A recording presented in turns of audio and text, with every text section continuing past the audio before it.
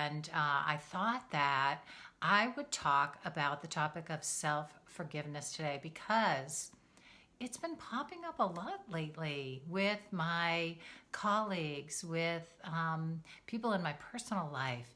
And I realize that it is absolutely one of the most critical transformational practices that you can master for a variety of reasons. Whether you're leading your family, whether you're leading your organization, whether you're simply leading a personal experience, it literally is an agent of change with how you show up in every single experience. And how is self-forgiveness different from just regular old forgiveness? Let's talk about that.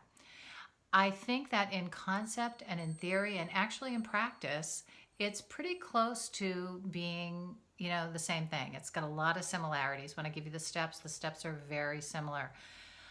The thing I think that's really different about it, it's the kind of sticky point of the process of self-forgiveness, is that more often than not, we are usually our own worst critic, our biggest judge, and oftentimes have the most difficulty stepping down from that position inside. And that's where it becomes really sticky. So, it's not necessarily really easy to look at what you want to or need to forgive yourself for. And it's really usually quite distorted by how you're holding that experience or your view of yourself because of that experience inside right now. And that distortion makes it really difficult to get to the business of really dealing with it head on.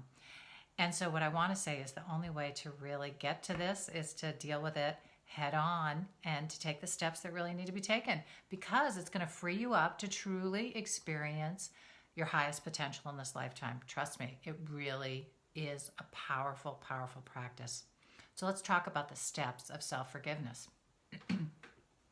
So the first step that I like to encourage people to get to, which is a really interesting step, and one that don't leave any of them out, but this one is really, really good for helping to diffuse a little bit some of the emotional intensity that is probably connected to it right now. So what I want you to do is allow yourself to really fully consider the transgression, whatever that transgression is. And I like the word transgression because for me it feels like it is kind of a less judgy word. If it feels like a judgy word to you, see if you can come up with a word that feels a less critical or less judgy, because the more, again, that we can use language that is less inflammatory around it, the more helpful it's going to be for ourselves. So when I say to allow yourself to fully consider the transgression, what I'm talking about is you want to take some time I think you should be journaling. Okay, this is a great journaling practice, to get out your journal and write down the entire experience in facts only. So this is about facts and only the facts. You want to really talk about, the when, the where, the who, the how, and, what ages people were, where you were, what the connection was, in very literal and concrete terms, to just get the facts down on paper and the sequence of events down on paper and put it in the context of life as you were experiencing it right then. And it really is going to feel almost like a bit of a police report when you're done. I mean, you really want it to be like, this happened, then this happened, then this happened. So-and-so said this, I said this, however the experience needs to go, okay? And so you can really get a sense of the story as a story without a lot of the other emotional stuff glomming it up. So that's part two. So the second step is, now you want to take the time to write in a more unedited fashion to allow yourself to feel the emotion and to really explore like all the feelings, all the complications, all the implications that you're really struggling with regarding the situation, whatever the experience was, whatever it was all about. And so this isn't a time to really worry about the facts and really focus on those, but more about, taking inventory on how the situation or the experience really impacted you, how it's limited your life, how it's caused the judgments and the criticisms that are both still in yourself, for others, for the world at large. Like, this is a time to really allow yourself a big dump and a big exploration of all of that. Step number 3.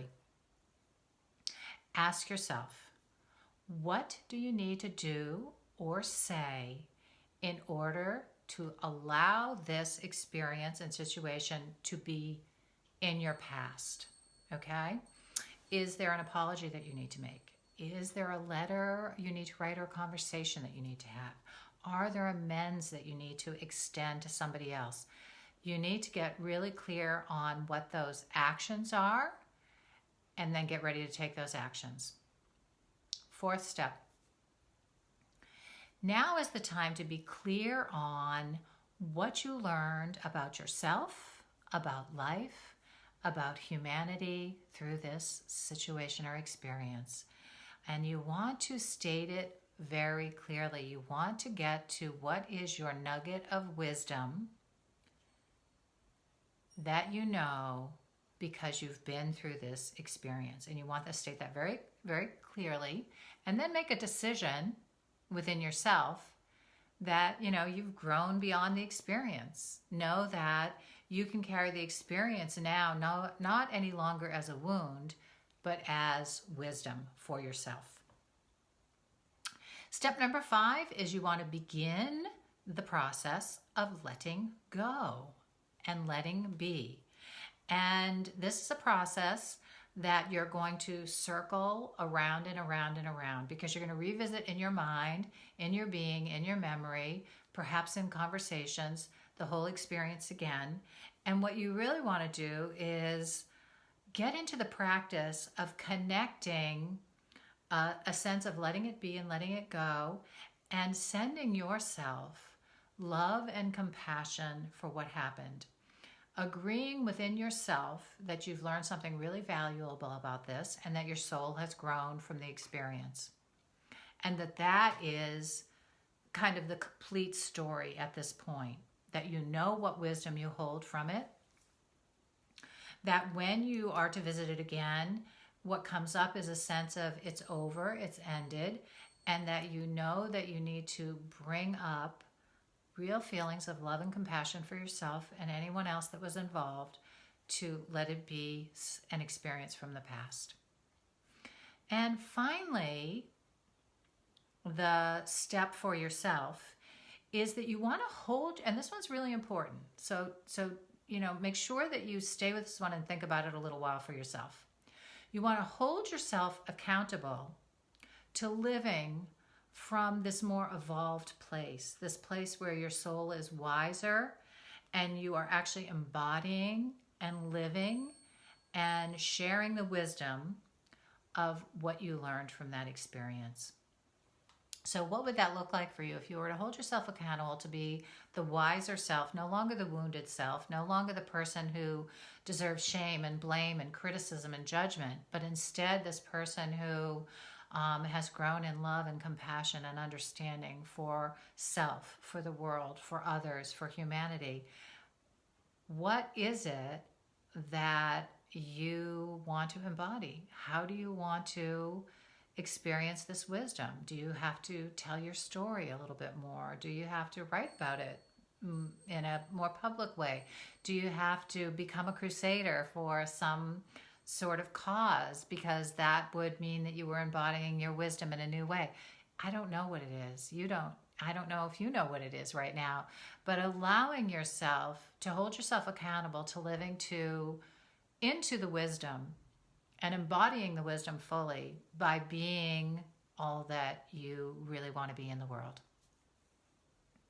And then the final step, I think, is to make sure that you've shared it somewhere someplace with someone super safe and super understanding, somebody who's got some skills in this area, who isn't going to add any judgment, any blame, any criticism, but instead is going to help you hold it more at a soul level, look at it at a spiritual level, and help you embody again your growing, your wisdom, your potential from it, and help you get out of the place of being stuck in criticism or judgment with it.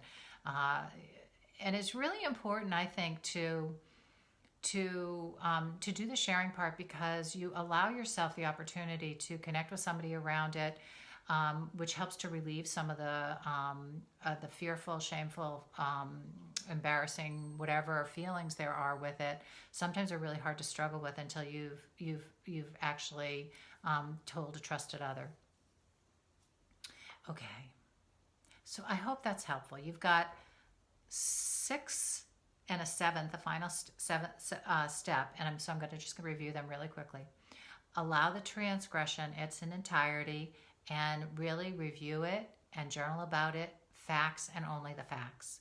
Then come back, second step. Now take time to again explore in a more full way your feelings, the complications, the implications, all that you're struggling with in regard to the situation.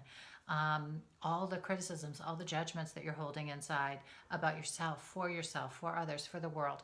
Like really take your time to really explore that part of it. Third one, ask yourself, what do you need to do in order to let this experience and situation remain in the past, and then get to the business of doing that. Next step, be clear on what you learned. What is the wisdom you now embody about yourself, life, and humanity through this experience, okay? And agree that you've learned something and that you've grown beyond the experience and you've changed now. Like, make that agreement with yourself, you know? I am not that person anymore. I am now this person that has grown to here. 5th, begin the process of letting go. You're going to go through this again and again and again. When I think about forgiveness, I always think of it as a spiral. So you're going to go around and around and around. Learn to practice sending yourself love and compassion for what happened. You know, agree that the story is over inside yourself, and now it's about healing and loving and growing and feeling compassion for yourself for having experienced it, as well as the other people, whoever are involved, and if there's anyone else involved. 6th, you want to hold yourself accountable to now living from the more evolved place as you embody the wisdom fully. Really call yourself to map. What do you need to do? How do you need to share your story? How do you need to use your voice? What do you want to do now? Because you are coming from a place of self-forgiveness versus self-judgment. And then finally, sharing with a trusted other. Sharing with somebody very safe. Being very, very particular about this. This is not any old friend. This is not a coworker. This is somebody who's truly safe and trusted. This is so important not to go to the wrong person, okay? If you have to pay somebody to go to a counselor or coach, do it. Don't do it in the wrong place, because sometimes it'll set you back instead of helping you bring you forward. Okay, great. So if you want to see this video again, I'm going to post it up on my website. It'll be there, forever, whether, it gets lost in the Facebook scroll here on the live video. You don't have to worry about that. You can always go over to Live Your Inner Power and see it on the blog. Okay, I'll be putting a recording of it up there.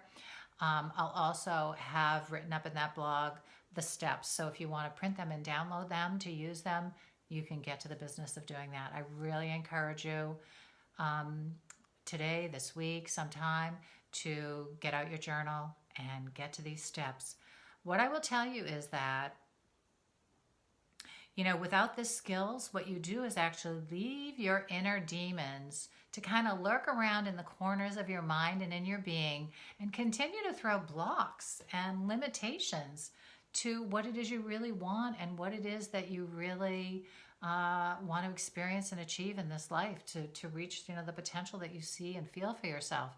Your inability to forgive yourself means that you decide that you deserve less rather than more, always. And so we want to really get the business of doing that inner work. So as you master your inner life, you can create the life that you really want to be living.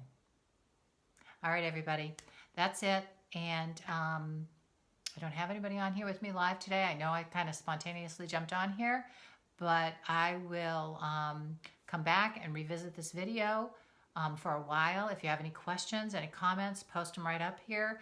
Glad to hear it, and I'd love to have a dialogue with you. Okay, everybody, take care. Have a great week.